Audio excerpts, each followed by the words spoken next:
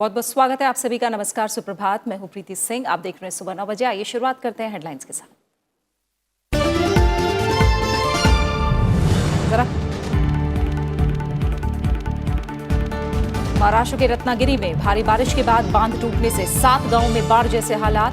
पानी में बहे 12 मकान, 20 से ज्यादा लोग लापता, 2 के शव बरामद। स्थानीय प्रशासन के अलावा राहत और बचाव में जुटी एनडीआरएफ की टीम। मुंबई समेत राज्य के कई इलाकों में भारी बारिश का अलर्ट।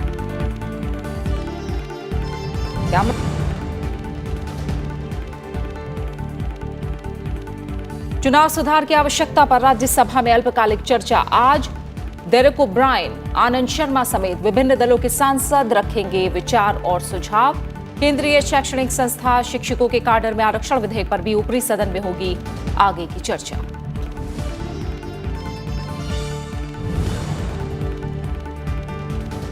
भारतीय दंत चिकित्सा परिषद को और प्रभावी बनाने वाले विधेयक पर लोकसभा में होगा विचार। नई दिल्ली अंतर्राष्ट्रीय मध्यस्थता केंद्र विधेयक भी सदन में होगा पेश। दिल्ली को अंतर्राष्ट्रीय मध्यस्थता का केंद्र बनाना मकसद। संसद की मंजूरी के बाद अध्यादेश की लेगा जगह।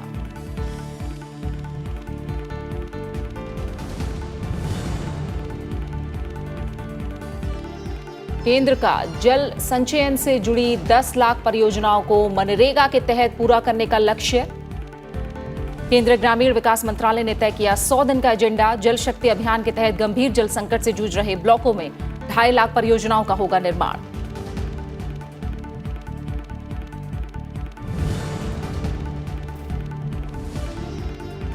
और क्रिकेट विश्व कप में बांग्लादेश को 28 रन से हराकर सेमीफाइनल में पहुंची टीम इंडिया। 104 रन की शानदार पारी के लिए रोहित शर्मा को मैन ऑफ द मैच। एक विश्व कप में सबसे ज्यादा शतक के मामले में कुमार संगकारा के 4 शतकों के रिकॉर्ड की भी की बराबरी। न्यूजीलैंड और मेजबान इंग्लैंड के बीच मुकाबला आज।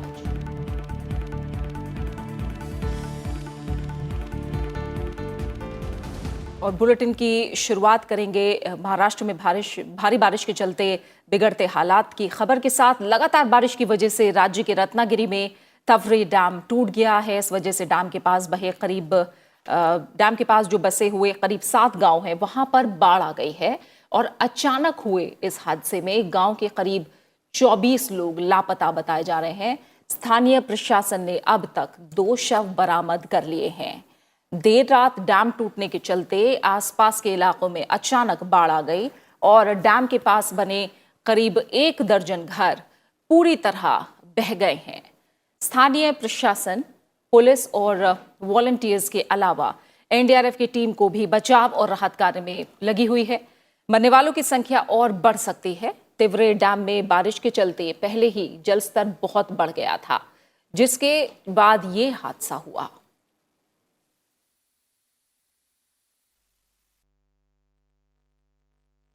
और ताज़ा हालात क्या हैं, ये जानने के लिए हम बात करेंगे एनडीआरएफ के कमांडेंट अनुपम श्रीवास्तव। इस समय फोन लाइन पर हमारे साथ जुड़े हुए हैं।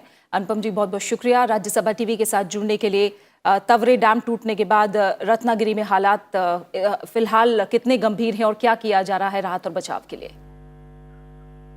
अब इसमें जो रात को हादसा हुआ है, जिसमें तिवरे डैम की ब्रीच हुई है वॉल, और उसमें आसपास के जो लो स्ट्रीम विलेजेस से गांव थे, उसमें 7 गांव डूब गए हैं पूरे। और जिसमें से उसमें रहने वाले करीब 24 लोग अभी लापता बताए जाते हैं, जिसमें से 2 की डेड बॉडी सुबह मिल चुकी है। खबर मिलते ही हमने तुरंत अपनी टीमों का रवाना कर दिया है। एक टीम सिंधुदुर्ग से और एक टीम पुणे से रवाना हो चुकी है और पहुंच चुकी है। अब उसमें हम अपना सर्च कर रहे हैं डेड बॉडीज का, या जो फंसे हुए हैं, हो सकता है कोई कहीं पेड़ों में या कहीं जगहों पर फंसा हो, और हम उसको सर्च करने की लगातार कोशिश करेंगे और जितना भी संभव होगा मदद करेंगे प्रशासन की। पानी यहाँ पर बारिश जो है वो लगातार जारी है और उसका इसी वजह से जो डैम है ये काफी भर गए थे और उसी के प्रेशर के चलते इसमें ये हादसा हुआ है। जी अनुपम जी, जो देर रात डैम टूटा है, आसपास के इलाकों में अचानक बाढ़ आई है और करीब 1 दर्जन घर पूरी तरह बह गए हैं। 24 लोग फिलहाल आप कह रहे हैं कि लापता है, 2 शव बरामद हुए हैं। ये ताज़ा अपडेट है, लेकिन जो घर बहे हैं और बाकी जो लोग हैं, क्या वो पूरी तरह सुरक्षित हैं? उन्हें सुरक्षित जगह ले जाया गया है? अब इसमें जो लोकल प्रशासन है, जिला प्रशासन है, वो लगातार वहाँ पे जो आसपास के बाशिंदे हैं उनको सेफ जगहों पर शिफ्ट कर रहा है। हम लोग भी लगातार अपनी बोट से उनको सभी जगहों पर जो कि सेफ हैं वहां पर शिफ्ट करने का हमारा काम चल रहा है। ठीक है और अनुपम जी, बहुत इसके बाद जी जी कोई भी और आदमी उसमें नहीं आएगा, हम सभी को सेफ जगहों पर पहुंचा देंगे। ठीक है, बहुत बहुत शुक्रिया अनुपम जी। ये ताज़ा जो अपडेट है, जानकारी है, फिलहाल हमसे बात करने के लिए आपका बहुत बहुत शुक्रिया। और इससे पहले मंगलवार को पुणे के अलावा मुंबई के मलाड और कल्याण में दीवारें गिरने समेत बारिश से जुड़ी अन्य घटनाओं में 36 लोगों की जान चली गई। मूसलाधार बारिश के कारण महाराष्ट्र समेत कई हिस्सों में जनजीवन बुरी तरह से प्रभावित हुआ है। बारिश के कारण जगह जगह जलमग्न है। राज्य में हाई टाइड का खतरा भी बना हुआ है। महाराष्ट्र में बारिश से जुड़ी अलग अलग घटनाओं में 36 लोगों की अब तक जान जा चुकी है। मुख्यमंत्री देवेंद्र फडणवीस ने विधानसभा में राज्य में हुए हादसों और जलभराव पर बात भी की। मुख्यमंत्री देवेंद्र फडणवीस ने सदन में हादसों के विषय में बात करते हुए कहा कि मलाड हादसे की उच्च स्तरीय जांच होगी और इसके लिए आदेश भी जारी कर दिए गए हैं। वहीं राज्य में आज भी भारी बारिश का अलर्ट जारी है और विदर्भ और मराठवाड़ा में भारी बारिश का अलर्ट है। पर्यटकों को सलाह दी गई है कि वो इन क्षेत्रों में पहाड़ी और समुद्री इलाकों में ना जाएं। भारी बारिश से यातायात पर काफी बुरा असर पड़ा है। करीब 203 उड़ानों को कल रद्द करना पड़ गया। 54 उड़ानों का रूट डाइवर्ट किया गया। खराब मौसम में लैंडिंग के बाद विमानों के रनवे पर फिसलने की कई घटनाओं के मद्देनजर भारतीय नागर विमानन निगरानी संस्था DGCA ने एयरलाइनों से ऐसी स्थितियों में विमानों का संचालन करने से पहले जोखिम का आकलन करने के निर्देश दिए हैं। BMC के सभी 1400 पानी निकालने वाले पंपों को बाढ़ के लिहाज से संवेदनशील 53 स्थानों पर तैनात किया गया है।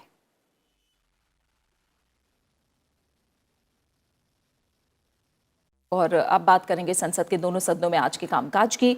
देश में चुनाव सुधारों की जरूरत पर राज्यसभा में आज अल्पकालिक चर्चा होगी। सभापति एम वेंकैया नायडू ने सांसद Anand Sharma, Derek O'Brien, Tiruchi Siva, D Raja, Kanaka Medala, Ravindra Kumar, Satish Mishra समेत कई सांसदों की ओर से मिले नोटिस को स्वीकार कर लिया है। इसमें संजय सिंह, माजिद मेमन, मनोज कुमार झा, रवि प्रकाश वर्मा, अशोक सिद्धार्थ और वीर सिंह के नाम भी शामिल हैं। एक देश एक चुनाव को लेकर प्रधानमंत्री नरेंद्र मोदी की अध्यक्षता में 19 जून को प्रमुख दलों के अध्यक्षों के साथ संसद परिसर में बैठक हुई थी। दरअसल एक देश एक चुनाव के मुद्दे को बीजेपी लंबे समय से उठाती रही है। मोदी सरकार के पिछले कार्यकाल के दौरान भी इस बाबत राजनीतिक दलों में सहमति बनाने की कोशिश की गई थी।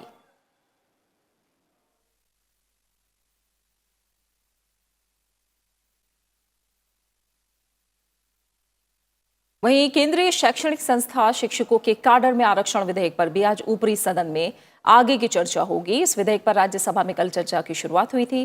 विधेयक को संसद की मंजूरी के बाद उच्च शिक्षण संस्थानों में करीब 7000 भर्तियों की जा सकेंगी। अभी तक इसके लिए अध्यादेश लागू था। सरकार ने इसे सामाजिक न्याय करार दिया है। मानव संसाधन विकास मंत्री रमेश पोखरियाल निशंक ने विधानसभा विधेयक को पारित करने का भी प्रस्ताव करेंगे। विधेयक से जुड़ी चर्चा में कल कई दलों के सांसदों ने हिस्सा लिया। कांग्रेस की ओर से चर्चा की शुरुआत करते हुए PL पुनिया ने कहा कि अभी भी आरक्षण की व्यवस्था के तहत भर्तियां नहीं पूरी की जा रही हैं। हालांकि इस विधेयक पर चर्चा पूरी नहीं हो सकी। RJD सांसद मनोज कुमार झा विधेयक से संबंधित अपने संबोधन को आज भी जारी रखेंगे। विधेयक के जरिए उच्च शिक्षण संस्थानों में सीधी भर्ती में विभागवार आरक्षण की बजाय संस्थान को इकाई मानने और 200 पॉइंट रोस्टर प्रणाली लागू करने का प्रावधान है। 13 पॉइंट रोस्टर के जगह 200 पॉइंट रोस्टर इससे लागू होगा। ये भी मैं माननीय मंत्री जी से आग्रह करूंगा कि इसको खुलासा करें, क्योंकि इसमें रोस्टर पॉइंट्स का कौन सी रोस्टर प्रणाली लागू होगी उसका उल्लेख नहीं है। तो इसका आदेश किस प्रकार शीघ्र जारी करेंगे उसका भी मैं समझता हूं कि उल्लेख करना चाहिए। जो आर्थिक रूप से जो पिछड़ा वर्ग है उनके प्रवेश और संकाय की नियुक्तियों में आरक्षण की दृष्टि से लाभ मिले, यह पूरी तरह से संविधान के मूल भावना के अनुरूप है। आर्थिक रूप से जो पिछड़े लोग हैं उनको 10% आरक्षण की दृष्टि से संकाय की नियुक्ति के लिए 717 करोड़ 717.83 करोड़ रुपए की स्वीकृति भी दे दी गई है। लोकसभा में आज दंत चिकित्सक संशोधन बिल 2019 पर भी विचार होगा। केंद्रीय स्वास्थ्य और परिवार कल्याण राज्य मंत्री अश्विनी चौबे विधेयक को पारित करने का भी प्रस्ताव करेंगे। इसके जरिए दंत चिकित्सा कानून 1948 का और संशोधन किया जाना है। लोकसभा में 27 जून को यह विधेयक पेश किया गया था। इसके अलावा लोकसभा में आज नई दिल्ली अंतर्राष्ट्रीय मध्यस्थता केंद्र विधेयक भी सदन में पेश होगा। इसका मकसद दिल्ली को अंतर्राष्ट्रीय मध्यस्थता का केंद्र बनाना है।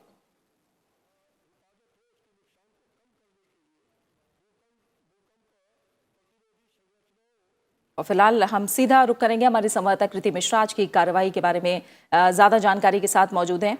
कृति, अगर राज्यसभा की बात करें तो आज चुनाव सुधारों की जरूरत पर राज्यसभा में अल्पकालिक चर्चा होनी है। इसके अलावा जो शैक्षणिक संस्था शिक्षकों के काडर में आरक्षण विधेयक पर आगे की चर्चा भी ऊपरी सदन में होनी है। आज के कामकाज के लिहाज से कितना महत्वपूर्ण दिन?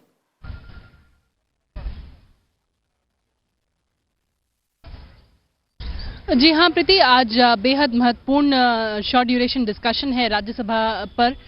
तकरीबन 14 पार्टियों ने चेयरमैन को ये नोटिस दिया था इस पर डिस्कशन करने के लिए, जिसके बाद चेयरमैन ने इसको नियम 176 के तहत अलाउ किया। देखिए, अगर ऑपोजिशन पार्टीज की बात की जाए तो कई तरह के मुद्दे हैं, चाहे वो ईवीएम माल फंक्शन का हो या फिर इलेक्टोरल फंडिंग का हो, स्टेट फंडिंग का हो। ये सारी कोशिशें हैं रहेंगी आज ऑपोजिशन पार्टीज की इस चर्चा के दौरान उठाने की। वही अगर हम सरकार की बात करें और बीजेपी सांसदों की बात करें तो 1 नेशन 1 इलेक्शन का जो उनका नारा है उसको और आगे बढ़ाने की, इस पर और चर्चा करने की। और साथ ही जिस तरह से हमने देखा था कि प्राइम मिनिस्टर ने प्रेसिडेंट्स एड्रेस का मोशन ऑफ थैंक्स पर डिस्कशन के समय जिस तरह से ईवीएम्स का साथ दिया था और ये भी कहा था कि जब कभी बीजेपी ने चुनाव हारा तब बीजेपी ने ईवीएम पर सवाल नहीं खड़ा किया था। तो इस तरह की रणनीति होगी दोनों ही पक्षों की इस चर्चा पर और उसके बाद सरकार इस पर जवाब देगी। तो बेहद महत्वपूर्ण चर्चा। और उसके अलावा जैसा कि आपने कहा, सेंट्रल एजुकेशनल इंस्टीट्यूशंस रिजर्वेशन इन टीचर्स कार्डर बिल वो भी होगा, जिस पर चर्चा कल शुरू हो चुकी थी। आज ये इस पर चर्चा जारी रहेगी और सरकार कोशिश करेगी इसको पारित कराने की। लेकिन यहाँ पर यह भी बेहद जरूरी है प्रीति कि हम जो प्री लंच सेशन है, जो भोजन अवकाश के पहले का सेशन है, उसके बारे में बात करें। देखिए, कल और लगातार हम देखते आए हैं कि काफी प्रोडक्टिव सेशन रहा है और कल तकरीबन सारे ही 0 आवर सबमिशन, स्पेशल मेंशंस और 15 जो स्टार्ट क्वेश्चंस हैं वो भी लिए गए। सभी सदस्यों ने, जो चेयरमैन थे, उनको कांग्रेचुलेशंस भी कहा, चेयरमैन एम वेंकैया नायडू को। तो बेहद प्रोडक्टिव सेशन जा रहा है और आज भी उम्मीद यही है कि शॉर्ट ड्यूरेशन डिस्कशन बिल और प्री लंच सेशन में भी कामकाज होगा। जी प्रीति। बिल्कुल। और अगर लोकसभा की बात करें कृति, तो वहां कामकाज के लिहाज से क्या अहम रहने वाला है?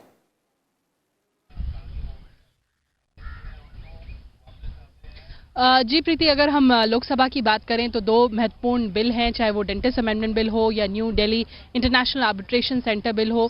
ये भी चर्चा होगी और उम्मीद है कि आज ये दोनों बिल सदन से पारित हो जाएंगे। बिल्कुल। बहुत बहुत शुक्रिया आपका कृति, इस बातचीत के लिए, इस जानकारी को फिलहाल हम तक पहुंचाने के लिए। और इस बीच मोदी सरकार ने अपने दूसरे कार्यकाल के पहले 100 दिनों का एजेंडा तय कर लिया है। इसमें जल संचयन को विशेष महत्व दिया गया है। इसके लिए केंद्र सरकार ने पहले 100 दिनों के भीतर जल संचयन से जुड़ी 10 लाख परियोजनाओं को मनरेगा के तहत पूरा करने का लक्ष्य बनाया है। इन 10 लाख परियोजनाओं में से 2.5 लाख का निर्माण जल शक्ति अभियान के तहत चयनित गंभीर जल संकट से जूझ रहे 1192 ब्लॉक में किया जाएगा। ग्रामीण विकास विभाग के सचिव अमरजीत सिंह के मुताबिक बीते 5 साल के दौरान ग्रामीण भारत में मनरेगा जल संचयन करने में अहम भूमिका निभा रहा है। केंद्र सरकार ने जल संरक्षण अभियान शुरू किया और इसके तहत देश के 256 जिलों के ज्यादा पीड़ित 1592 खंडों पर जोर दिया जाएगा। अभियान का फोकस पानी के दबाव वाले जिलों और ब्लॉकों पर होगा।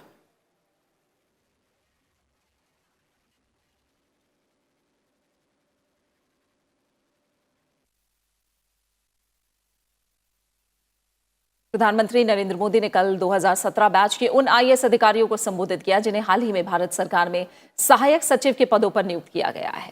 प्रधानमंत्री ने कहा कि इस कार्यक्रम का उद्देश्य सरकार के काम में नवीनता और ताजगी का संचार करना है। उन्होंने कहा कि अनुभव और ताजगी का संगम प्रणाली के लिए फायदेमंद होगा।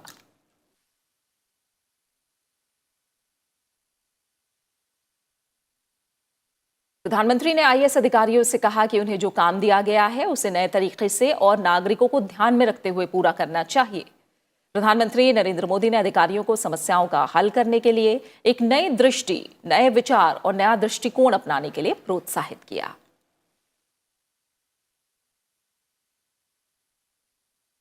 उपराष्ट्रपति एम वेंकैया नायडू ने कल केंद्रीय मानव संसाधन विकास मंत्री रमेश पोखरियाल निशंक को सलाह दी कि सभी प्रदेशों के हायर सेकेंडरी या इंटरमीडिएट बोर्डों को ये सिफारिश जारी करने पर विचार किया जाना चाहिए जो शिक्षा बोर्ड अपने परिणाम ग्रेडों में जारी करते हैं। उन्हें साथ ही में अंक भी जारी करने चाहिए जिससे प्रतिशत के आधार पर विश्वविद्यालयों में प्रवेश के लिए आवेदन करने में आसानी हो। उपराष्ट्रपति ने केंद्रीय मानव संसाधन विकास मंत्री को संसद भवन में अपने कक्ष में बुलाकर इस मुद्दे पर चर्चा की। इससे पहले आंध्र प्रदेश के कुछ छात्रों ने उपराष्ट्रपति से मिलकर दिल्ली विश्वविद्यालय में उनके प्रवेश में आ रही दिक्कतों से उन्हें अवगत कराया था।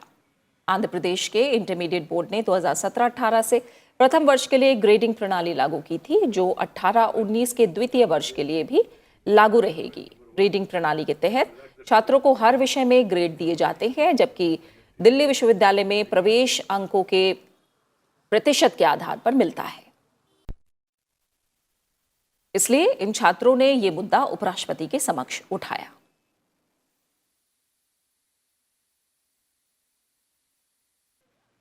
और अब खबर बजट से जुड़ी खास कवरेज की।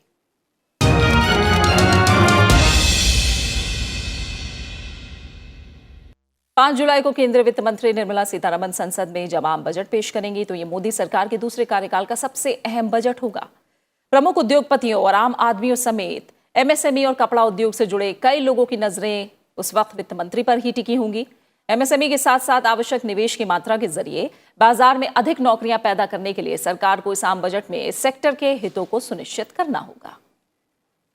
कृषि के बाद एमएसएमई और टेक्सटाइल सेक्टर सबसे ज्यादा रोजगार मुहैया कराने वाला क्षेत्र है। मोदी सरकार ने फरवरी में पेश अपने अंतरिम बजट में एमएसएमई, टेक्सटाइल और असंगठित क्षेत्र के श्रमिकों का खास ध्यान रखा है। 5 लाख रुपए तक की सालाना आय पर टैक्स छूट, असंगठित क्षेत्र के श्रमिकों को 3,000 रुपए की पेंशन जैसे कई फैसलों से टेक्सटाइल और एमएसएमई सेक्टर को फायदा होगा। जानकारों के मुताबिक एमएसएमई का जीडीपी में योगदान 31% के करीब है, जिसमें ज्यादातर सर्विस सेक्टर के एमएसएमई हैं। रोजगार सृजन के लिए एमएसएमई में मैन्युफैक्चरिंग सेक्टर के योगदान को भी बढ़ावा देने की जरूरत है।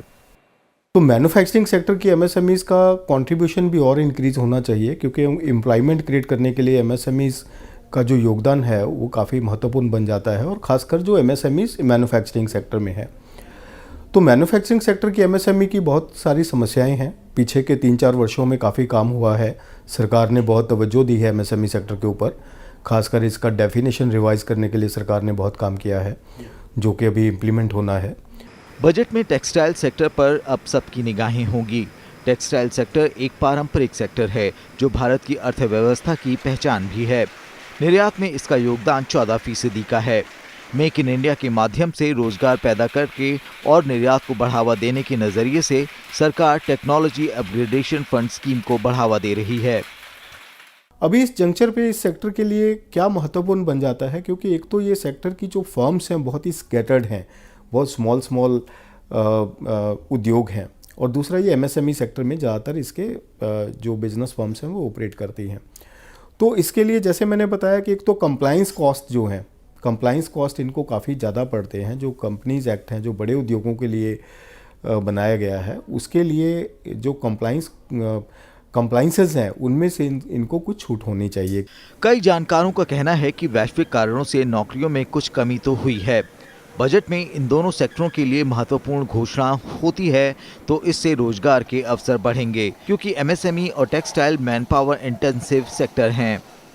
एमएसएमई और टेक्सटाइल सेक्टर के इंटीग्रेटेड एरिया आइडेंटिफाई करने की जरूरत है जिससे इंडस्ट्रियल बेल्ट विकसित होगा और अर्थव्यवस्था को फायदा होगा। ये दोनों सेक्टर ऐसे हैं बहुत सी जॉब्स जनरेट कर सकते हैं और अगर ये जॉब्स जनरेट करते हैं जो कि इनसे पूरी उम्मीद है हमें आगे चल के, तो उससे क्या होगा, इकोनॉमी की सारी जो छोटी छोटी दिक्कतें खत्म हो जाएगी। जॉब्स जनरेट होंगी, लोगों के हाथ में पैसा आएगा। We all know one man's expenditure is other person's income. तो लोगों के हाथ में पैसा आएगा, खर्चेंगे, जीडीपी ग्रोथ बढ़ेगी, टैक्स कलेक्शन बढ़ेगा। मोदी सरकार ने अंतरिम बजट 2019 में असंगठित क्षेत्र के श्रमिकों के लिए पेंशन देने का प्रावधान कर बड़ा कदम उठाया है। मोहम्मद फातेह टीपू, राज्यसभा टीवी।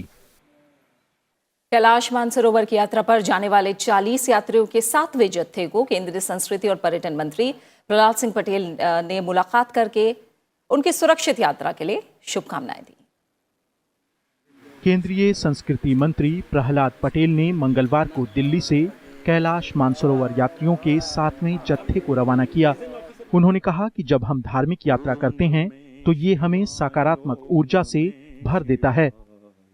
वो यात्रा अगर धार्मिक हो तो मैं ये मानता हूँ कि उसमें पीछे जो संकल्प होता है वो या तो मोक्ष का होता है या साक्षात्कार का होता है, और दोनों चीज़ें व्यक्ति को अपने निजी स्वार्थों से ऊपर उठा देती हैं।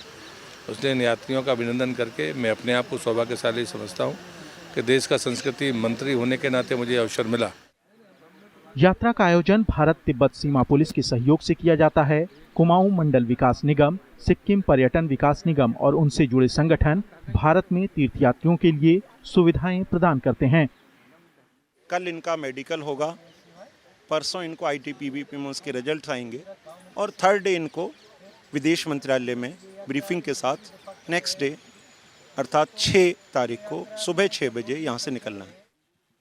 कैलाश मानसरोवर की यात्रा पर जाने वाले 40 सदस्यों वाले 7वें जत्थे में अलग अलग राज्यों के लोग शामिल हैं। मैं पिछले 10 साल से कैलाश जाने की प्रयत्न में लगी रही थी, लेकिन इस बार भोलेनाथ की कृपा मुझ पर बनी रही है। मैं इस बार पहली बार मैंने रजिस्ट्रेशन करवाया और मेरा सिलेक्शन हो गया। मैं अपने आप को धन्यवाद देती हूँ अपने आप को और बहुत अच्छा महसूस कर रही हूँ। 5 कैलाश में 4 कैलाश में कर चुका हूँ, ये 5वें कैलाश हैं। शायद भोले बाबा मुझे इनके भी दर्शन देंगे और मैं फिर 5 कैलाशी हो जाऊँगा। और बाकी सभी जितने साथी लोग कैलाशी लोग मेरे जा रहे हैं सब बढ़िया हैं, बढ़िया बैच है मेरा, एलो भी बढ़िया है हमारे, और बाबा की ऐसी कृपा रही तो हम सब लोग दर्शन करके वापस आएंगे। हर हर महादेव।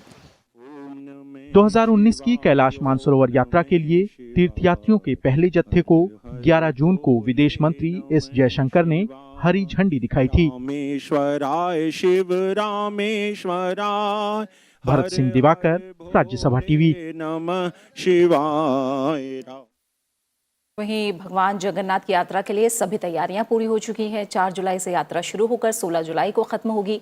भगवान जगन्नाथ आज भक्तों को दर्शन देंगे। विश्व की सबसे भव्य भगवान जगन्नाथ रथ यात्रा के लिए दुनिया भर से श्रद्धालुओं का पुरी पहुंचने का सिलसिला जारी है। लोग भगवान जगन्नाथ, सुभद्रा और बलभद्र की एक झलक पाने को बेताब हैं। हम लोग जगन्नाथ जी आए हैं, जगन्नाथ बाबा जगन्नाथ जी के दर्शन करने के लिए, और काफी लंबी लाइन लगी है। आज से इनका द्वार खुला है और रथ यात्रा को काफी भीड़ रहेगी, इसके लिए बाबा के दर्शन करने के लिए हम लोग आए हैं। मैं हरियाणा से आया हूँ, डिस्ट्रिक्ट कुरुक्षेत्र से, और पिछले 8-10 साल से मेरी बहुत ही ज्यादा इच्छा थी यहाँ दर्शन करने के लिए, पर मेरा गुड लक है कि आफ्टर ऑल मैं मतलब यहाँ आ चुका हूँ दर्शन करने के लिए। और वैसे पता लगा कि भगवान दूसरे मंदिर में वहाँ जा रहे हैं अभी दर्शन करने के लिए। बहुत अच्छा लगा है, मंदिर वाकई बहुत देखने लायक है। रथ यात्रा के समय 3 विशाल रथ तैयार किए जाते हैं। रथ पर भगवान जगन्नाथ, दूसरे पर बहन सुभद्रा और तीसरे रथ पर भाई बलभद्र सवार होते हैं। 3 रथ बनता है यहाँ, एक सुभद्रा, बलराम और भगवान कृष्ण का। आगे वाला जो रथ में भगवान सुभद्रा बलराम बैठेंगे, बीच वाले में सुभद्रा बैठेंगे, सबसे पीछे भगवान कृष्ण बैठेंगे। इस रथ को खींचते हुए ले जाएंगे गुंडिजा चौराहे पर। गुंडिजा चौराहे पर जो है 4 तारीख को रथ पूरा रोक दिया जाएगा। आम दर्शनार्थी जो यहाँ दर्शन नहीं कर पाए हैं उनके लिए वहाँ जो है आम रास्ता खुला रहेगा। 5 तारीख को फिर भगवान का विग्रह सायंकालीन पूरा स्नान ध्यान करा के फिर गुंडिजा मंदिर में स्थापित किया जाएगा। श्रद्धालुओं के जनसैलाब को देखते हुए सुरक्षा के पुख्ता इंतजाम किए गए हैं। जगन्नाथ मंदिर से लेकर गुंडीचा मंदिर तक सुरक्षा को बढ़ा दिया गया है। प्रशासन ने रेलवे स्टेशन परिसर में लोगों के ठहरने के इंतजाम किए हैं। अपना अरेंजमेंट रहता है, रेलवे का एक सिक्योरिटी फोर्स होता है, रेलवे प्रोटेक्शन फोर्स।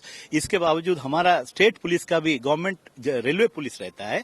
हम लोग कोऑर्डिनेशन मीटिंग कर चुके हैं, जहां रेलवे का वरिष्ठ अधिकारी आके हमारे साथ बैठ के वो मीटिंग किए थे। अब जानते हैं करीब 194 ट्रेन ये पूरे रथ यात्रा के दौरान एक्स्ट्रा आने वाले हैं, इसीलिए ट्रेन में आने वाले जो भक्तजनों का संख्या भी काफी ज्यादा है। इसीलिए हम लोग जो रेलवे स्टेशन के आसपास उधर आरपीएफ जीआरपी तैनात रहेगा। सड़क के किनारे बने घरों, होटलों, धर्मशालाओं की छत पर लोगों के बैठने का इंतजाम किया गया है ताकि यात्रा के दौरान भक्त अपने भगवान के दर्शन आसानी से कर सकें। 4 जुलाई को होने वाले रथ यात्रा के लिए अभी मंदिर को सजाया जा रहा है। साथ ही सुरक्षा के सारे इंतजाम पुख्ता कर लिए गए हैं। पुरी से कैमरा पर्सन सुधांशु के साथ मिहिर पांडे, राज्यसभा टीवी। दुनिया के कुछ हिस्सों में पूर्ण सूर्य ग्रहण का खूबसूरत नजारा देखने को मिला। 2019 के पहले सूर्य ग्रहण के दौरान कुछ वक्त के लिए पूरी तरह से अंधेरा छा गया और सूरज किसी छल्ले जैसा नजर आया। भारत में देर रात होने की वजह से यह ग्रहण देखने को नहीं मिला। चिली, अर्जेंटीना और ब्राजील के कुछ हिस्सों में इस खगोलीय घटना की खूबसूरत तस्वीरें सामने आई हैं।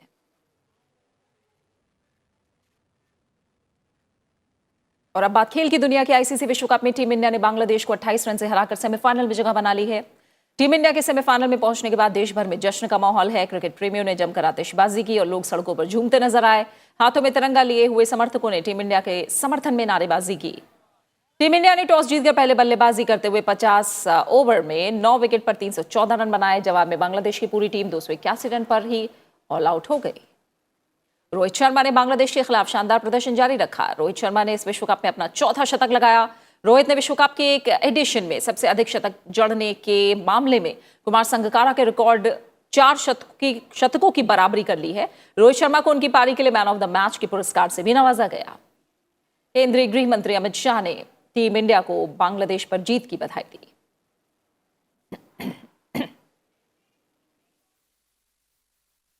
आज के मुकाबले की बात करें तो आईसीसी विश्व कप में आज मेजबान इंग्लैंड और न्यूजीलैंड की टीमें आमने सामने होंगी। दोनों टीमें आज दोपहर 3 बजे चेस्टरली स्ट्रीट के रिवरसाइड मैदान पर सेमीफाइनल में जगह पक्की करने के इरादे से मैदान में उतरेंगी।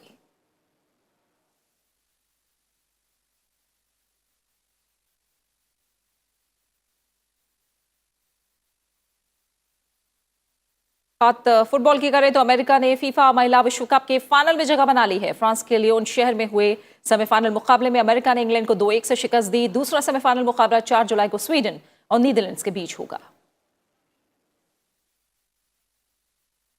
और बात करेंगे खास शख्सियत की। हिंदी फिल्मों के मशहूर अभिनेता राजकुमार की आज पुण्यतिथि है। अपनी सशक्त भूमिका के जरिए उन्होंने हमेशा दर्शकों के दिलों पर राज किया। एक नजर अभिनेता राजकुमार के फिल्मी सफर पर डालिए और मुझे दीजिए इजाजत। नमस्कार। हमको मिटा सके ये जमाने में दम नहीं, हमसे जमाना खुद है, जमाने से हम नहीं। हिंदी फिल्मों में अपने डायलॉग्स के लिए मशहूर राजकुमार एक ऐसे अभिनेता हुए हैं जिनकी खुददारी, अकड़, हाजिर जवाबी और सनक के किस्से तब तक ताज़ा रहेंगे जब तक फिल्मों के लिए दीवानगी रहेगी। सेठ, जिनके अपने घर शीशे के हों वो दूसरों पर पत्थर नहीं फेंका करते। ना तलवार की धार से, ना गोलियों की बौछार से, बनना डरता है तो सिर्फ परवरदिगार से। 8 अक्टूबर 1926 को बलूचिस्तान में पैदा हुए राजकुमार का असली नाम कुलभूषण पंडित था। 14 साल की उम्र में वो मुंबई आ गए थे और बाद में यहाँ पुलिस इंस्पेक्टर की नौकरी करने लगे थे। हालात ने कुछ ऐसी करवट ली थी कि 26 साल की उम्र में वो फिल्मों में आ गए और 70 साल की उम्र में जब उनका देहांत हुआ तो वो लगातार फिल्मों में काम करते रहे। कहते हैं कि वो एक आज़ाद तबीयत के इंसान थे और जिंदगी को अपनी शर्तों पर जीते रहे। अपने 44 साल के फिल्मी करियर में राजकुमार ने करीब 66 फिल्मों में काम किया, जिनमें पैगाम, दिल अपना और प्रीत पराई, हमराज, नीलकमल, हीर रांझा, पाकीज़ा, बुलंदी और सौदागर जैसी चर्चित फिल्मों के अलावा भारत की तरफ से ऑस्कर में नॉमिनेट हुई मदर इंडिया और प्रेमचंद के उपन्यास पर आधारित गोदान भी शामिल है।